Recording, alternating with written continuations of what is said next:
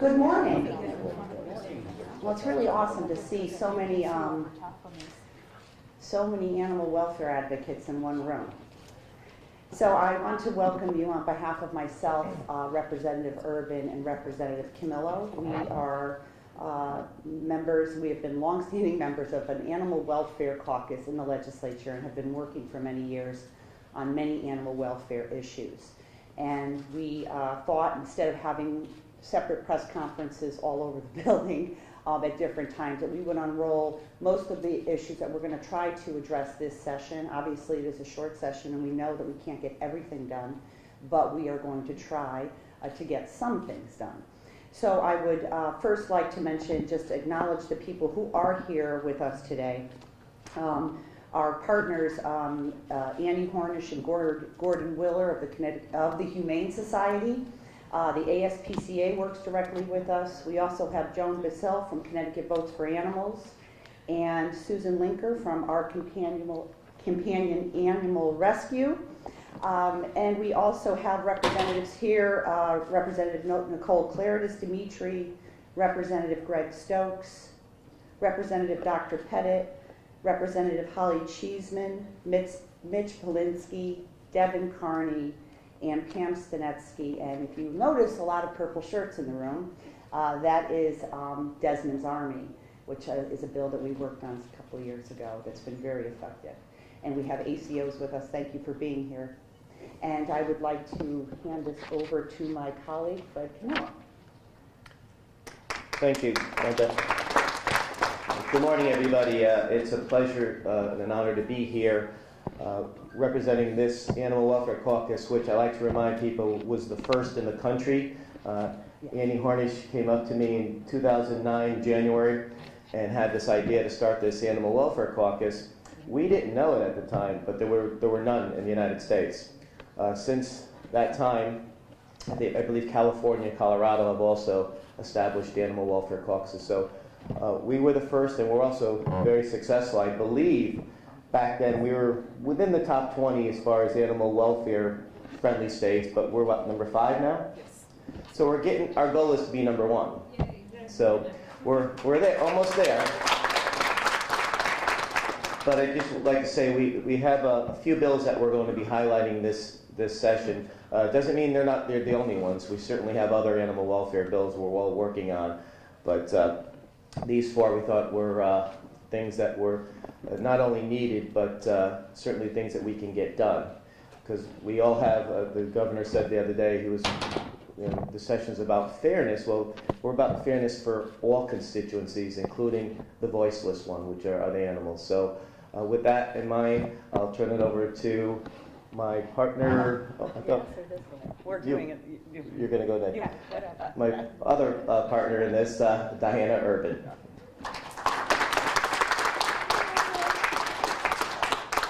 As you can see, we're enormously organized here. But first of all, I think it speaks volumes that you see that this is a bipartisan press conference. I'm not sure you see that very often in the Capitol, and I can't tell you how pleased I am to be working with my 2 colleagues and what champions they have been for animal issues. But today I'd like to talk specifically about 2 bills, and that would be the accelerated rehabilitation is the first one, because we have had incredible success in Connecticut with what is called Desmond's Law. We have UConn law students as well as attorneys, pro bono attorneys, in court as advocates for victims of egregious, and I say victims, and we're saying animal victims of egregious cruelty. We are the first state in the country to do this. The success of this law has surpassed my expectations. It's ridiculous how it surpassed it. Right now we have 23 cases that are currently being adjudicated. 7 are resolved, 1 jail conviction, and it just goes on from there. What we have been able to do, and this is why we're looking at eliminating accelerated rehabilitation in cases of animal cruelty which are considered felonies. Why? Because accelerated rehabilitation, which is a diversionary program, is supposed to be if it's a non-violent crime and the perpetrator has no record. So we put them into what is called an accelerated rehab where they will sort of call in on their probation officer, make sure they keep their things straight for a while, and then it is erased from their record. We never know it happened. So what I would suggest to you today is that down in Florida we just had a shooting, a school shooting, and that person had a history of animal cruelty, which was not paid attention to. I would talk to you about Texas and the terrible shooting in that church. That person had a history of animal cruelty, which was ignored. I would tell you about Columbine in 1999. How many years ago is that? It's only almost 20 years ago. They mutilated animals, and the kids knew it, and nobody did anything.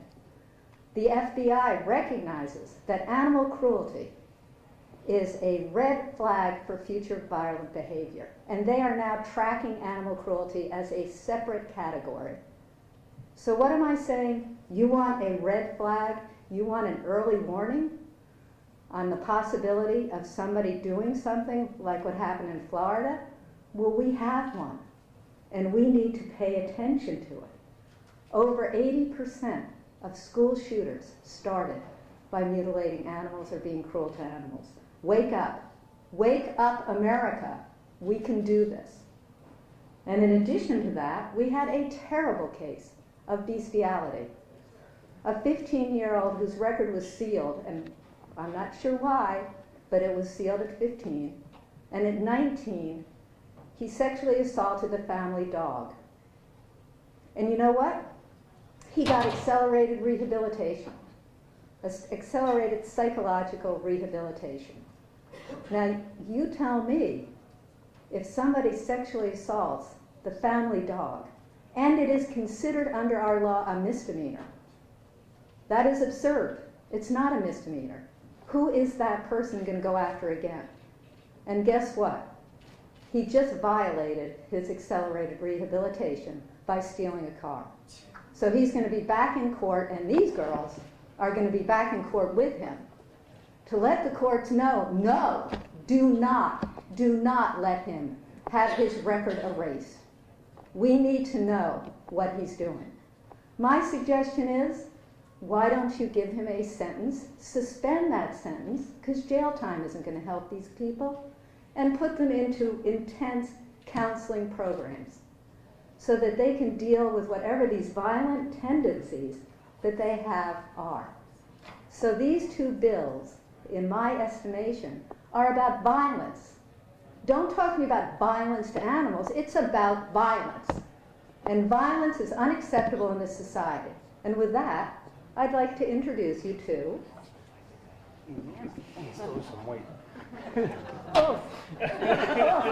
Indiana Jones, who needs to lose some weight. So I would say to you, a person who would strangle, stab, hit, beat this guy, who is a rescue, are exhibiting incredible violent tendencies.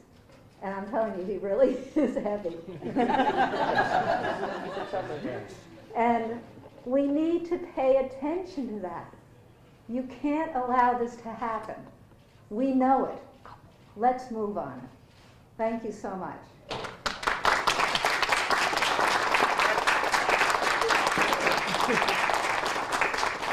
Thank you, Diana. And, I will echo Diana's comments that when we worked on Desmond's Law years ago, it seemed like a very unconventional idea to have an advocate in court talking about the severity of the animal cruelty. But we looked at all of those cases back then, and so many of those cases were given AR, and no one got to know about it. No one.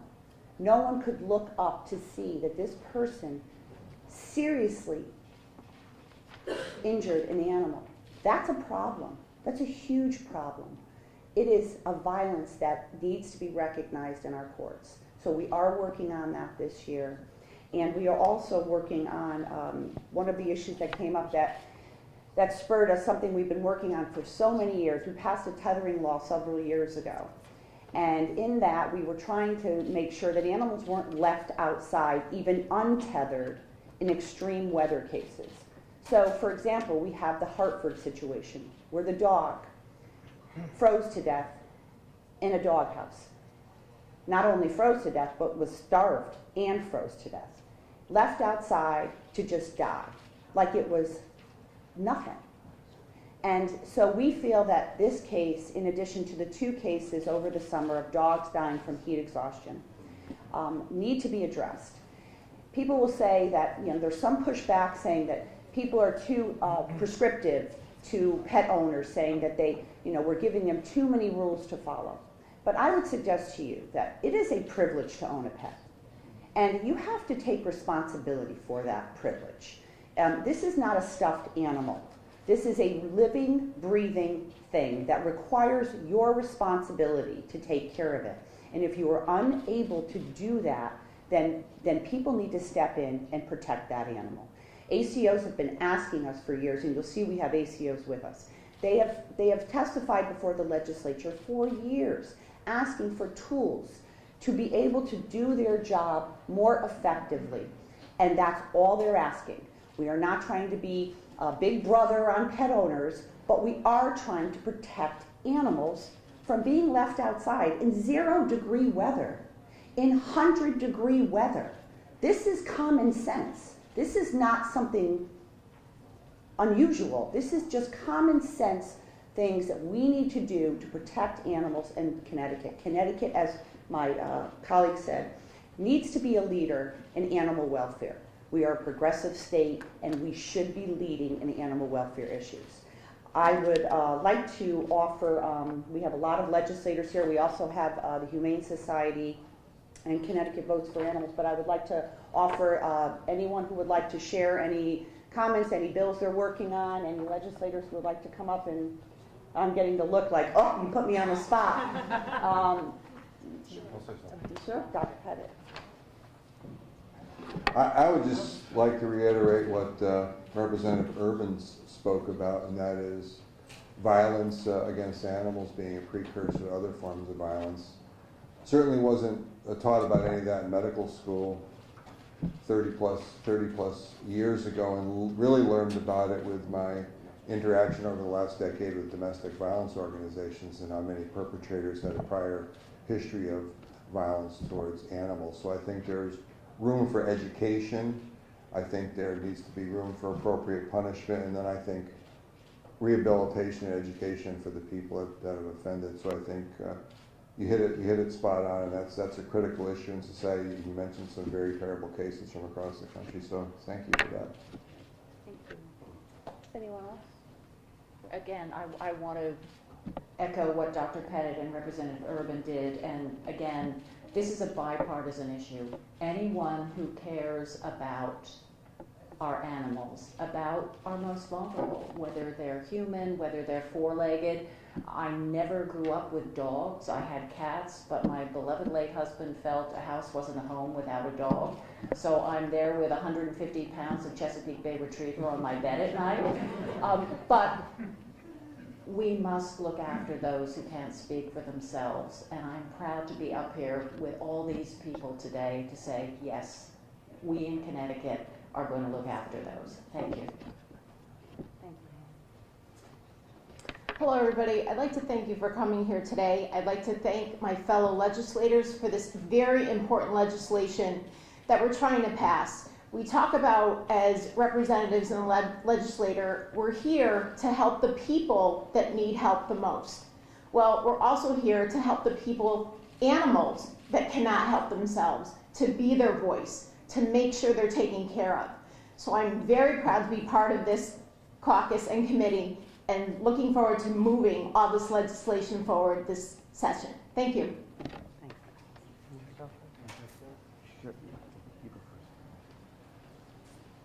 Hi, thank you for being here. I'm Representative Mitch Belinsky. I represent Newtown.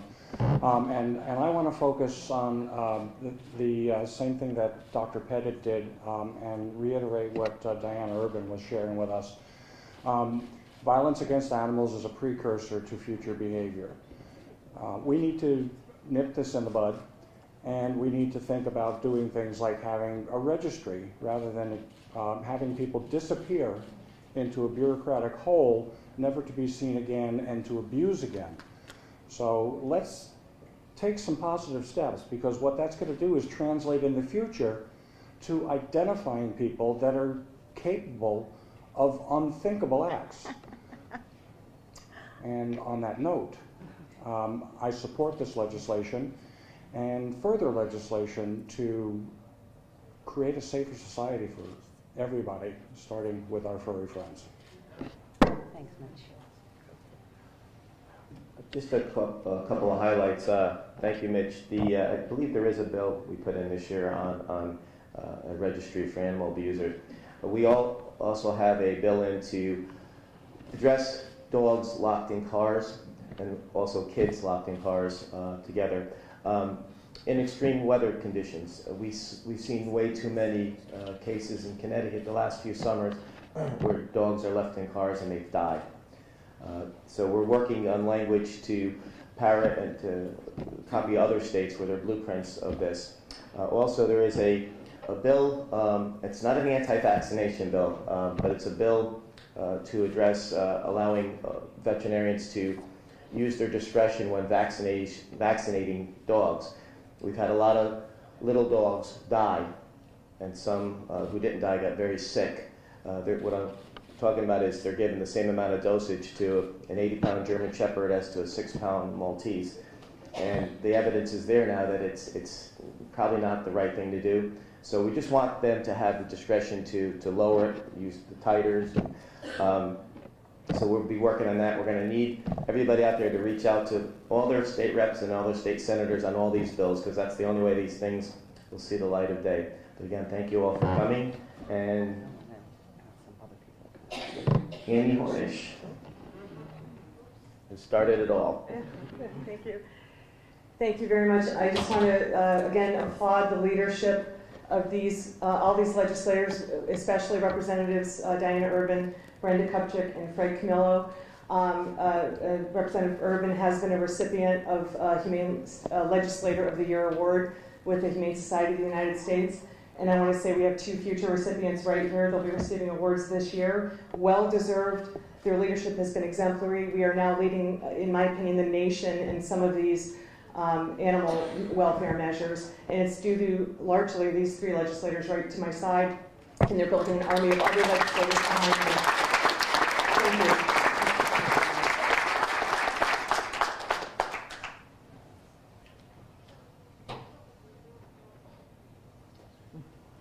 Hi, I'm Joanne Basile with Connecticut Votes for Animals. I want to thank the legislators, all of them, and particularly our 3 friends here. Connecticut Votes for Animals is now in our 10th year. We represent close to 3,000 citizens across the state of Connecticut. And we are a very progressive state. And while we have these great ideas, they wouldn't happen if it weren't for our legislative friends. And I want to thank you and ask everybody really to give them a round of applause. Thank you.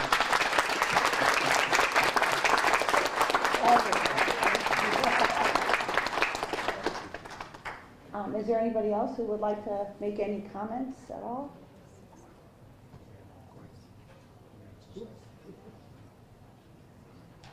Gordon, thank you. Sure. My name is Gordon Willard, Executive Director of Connecticut Humane Society. Our main role is to take care of the animals that are subject to abuse. We have our animal control officers here, and I think their eyes see the same kind of abuse. Our legislators have done a great job to give us the tools to then take care of these people who do this harm on animals. While we fix them, we need to prevent it from happening. And of course, these laws are strong deterrents for that. So it's a combination of rescue groups, animal control, humane societies, all in favor of this, but it's the legislators, it's the people who say we want a community that is humane and caring. So I implore everyone to support these bills.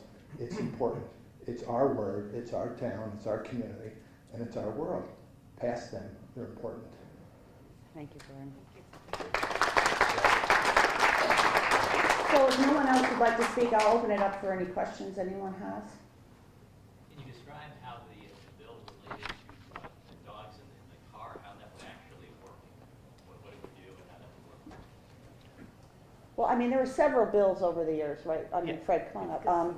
It's a Good Samaritan bill, so if you see an animal in a hot car, you've called police, they're not coming, you would be indemnified from breaking the window and saving the animal. A lot of states have passed this.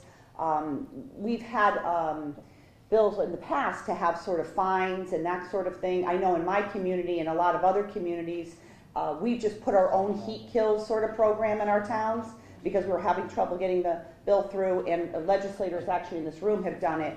And we've partnered with our police departments and our animal control. We've paid for signs to be displayed in parking lots at grocery stores, Home Depot, in municipal parking lots, and business owners put it up. And it just says heat kills with a picture of a child and a dog, and it says if you love them, don't leave them, and the number of the police department, which gives people the comfort that they know that they can call the police and someone will respond instead of getting into an altercation.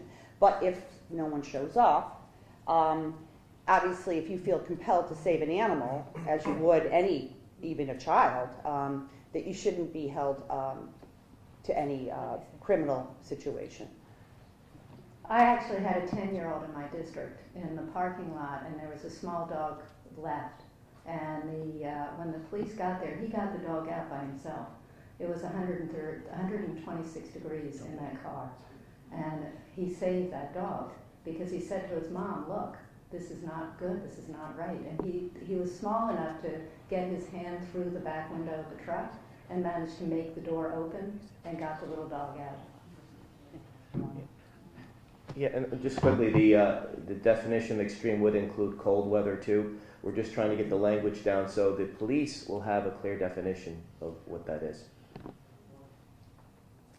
Any other questions about any of the bills? Does everyone have a copy of the legislation we're working on? And can you describe sort of the discretion that is given to veterinarians on vaccinations? And is there any concern that the dogs might end up not being vaccinated for rabies or any? Yes, a good question. There is no discretion. They have to follow what the law says right now, and all this would do is just allow them that discretion. It's not an anti-vaccination. I've had a few vets, a lot of vets that do support this, some do not. But I've had a couple call me last year and coming at it from the angle that this is an anti-vaccination. It's not. It's just giving them, as you said, some discretion. So would veterinarians have the option of not getting a rabies vaccination? No. Representative Stanesky, who's worked on this, will take it from here. Well, thank you for that question. It actually came to our attention when, just a few years ago, a veterinarian who actually did not practice the law and got in trouble with our Department of Public Health, as he should have because it's a public health issue. Rabies is the topic we were talking about, met with us. And Representative Camillo and I were sitting in this coffee shop, and people were kind of hearing what we were talking about with respect to some anaphylactic shock, death, and they started coming up and telling us their personal stories about this. And so while we're looking at, is a titer sufficient? Because if you talk to a veterinarian, they get a rabies shot once, and then they get a titer, they don't get another rabies shot. When you look at an elephant can get a rabies shot at this, or a large dog, and then a small dog get the same thing. It doesn't compute. If you take your child to the doctor actually weighs your child before they give you medicine, right? But one of the biggest things I think that we're looking at out of this is the manufacturers of these rabies vaccines and other vaccines don't keep data because our veterinarians are not required to report back on conditions or adverse effects with respect to vaccines where our animals are concerned. And so we're hoping that we can actually have the conversation about how they can collect that data, report that back, so then the manufacturers who are pushing this, it's a lot easier to just send out one vial, that they actually do some studies and some research on this. And I can offline give you some links to some research that actually does prove that what we're talking about is a worthy conversation. So thank you. I would just like to first recognize that Representative John Steinberg is here. Thank you, Jonathan. Sure. The congressman spoke on the vaccines. He only mentioned dogs. I hope they're including cats in that. Yeah, we're talking about the whole gamut. I think the whole spectrum. Obviously, it's a complicated issue, and I think it has a lot of different moving parts, public health. So, each year I think we're getting a little bit more information on it to move forward. Yeah, having conversations about it, at least to have that conversation.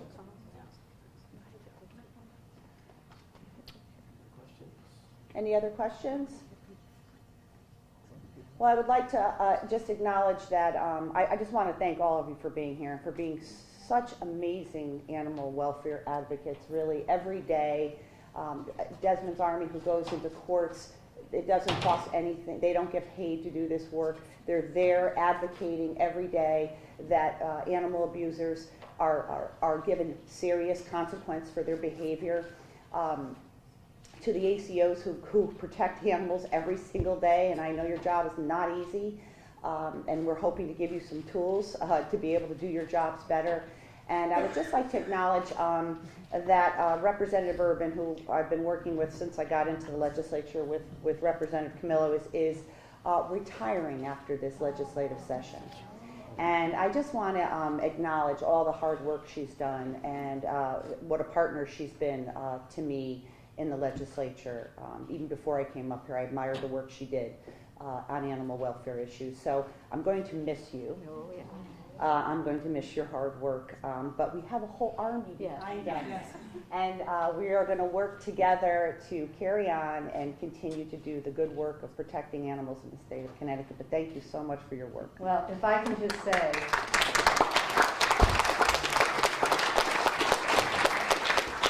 in case you haven't noticed, Brenda's a Republican and I'm a Democrat. And from the get-go, we have worked together. And because for the greater good. And that's what I would like to see in general. Yeah, there are issues we're never going to agree on, but we can work together for the greater good. So if I had a torch, girlfriend, I'd be passing it to you. So thank you so much.